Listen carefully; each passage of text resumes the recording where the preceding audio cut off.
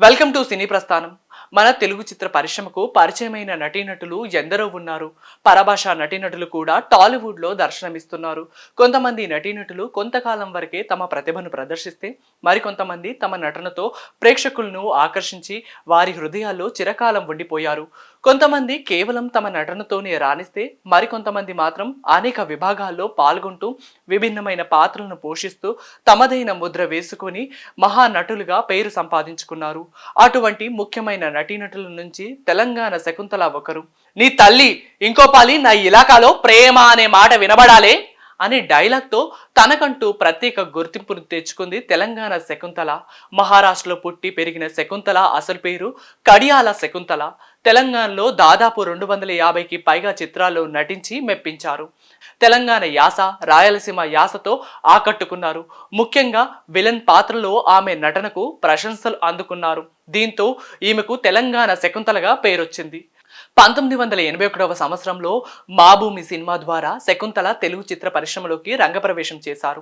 ఆ తర్వాత నటించిన గులాబీ చిత్రం ఈమెను ఒక మంచి నటిగా గుర్తింపు తెచ్చిపెట్టింది. ఒసే రామలమ్మ సినిమాలో తెలంగాణ యాసలో ఆమె నటించిన పాత్రకు మంచి గుర్తింపు లభించింది. ఆ సినిమా తర్వాతే ఈమె తెలంగాణ శకుంతలగా ముద్రపడిపోయింది. శకుంతల ముందు పౌరాణిక పాత్రలు ధరిస్తూ నాటకాల్లో నటించేవారు. పద్య నాటకాల్లో మంచి ప్రావీణ్యం సంపాదించుకున్న ఈమె శ్రీకృష్ణ తులాభారం నాటకంలో సత్యభామ పాత్రను పోషించారు. తరువాత మహాకాళిదాసు నాటకంలో విద్యాధారినిగా నటించి అప్పట్లో మంచి పేరు సంపాదించుకున్నారు. తెలుగు సినిమా రంగంలో క్యారెక్టర్ నటిగా, హాస్య నటిగా మంచి గుర్తింపును తెచ్చుకున్న శకుంతల 75కు పైగా చిత్రాల్లో నటించారు. అసలు చిత్రసీమలోనే తెలంగాణ యాసకు ప్రత్యేకం తీసుకొచ్చిన నటి ఈమెనే అని చెప్పుకోవడంలో ఎటువంటి సంశయం లేదు. ఎందరో నటీనటులు తెలంగాణ యాసలో పాత్రలను పోషించినప్పటికీ అందులో రాణించలేకపోయినా, కానీ శకుంతల మాత్రం అదే తెలంగాణ యాసతో చిత్ర పరిశ్రమలో ఒక ప్రత్యేకమైన స్థానాన్ని సంపాదించుకుంది. ఈమె కుక్క సినిమాలో ప్రదర్శించిన మంచి నటనకు గాను నంది ఉత్తమ నటీమణి అవార్డు లభించింది.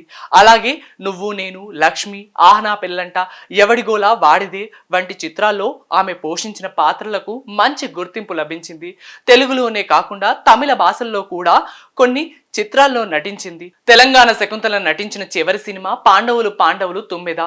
హైదరాబాద్ శివార్లోని కోంపల్లిలో ఉండే శకుంతల జూన్ 14వ తేదీన అర్ధరాత్రి సమయంలో తన స్వగృహంలోనే గుండెపోటు వచ్చింది. దీంతో కుటుంబ సభ్యులు ఆమెను సూరారంలోని నారాయణ హృదయాలయ ఆసుపత్రికి తరలించారు. వైద్య పరీక్షలు నిర్వహించిన అనంతరం వైద్యులు ఆమె అప్పటికే మరణించిందని ధృవీకరించారు.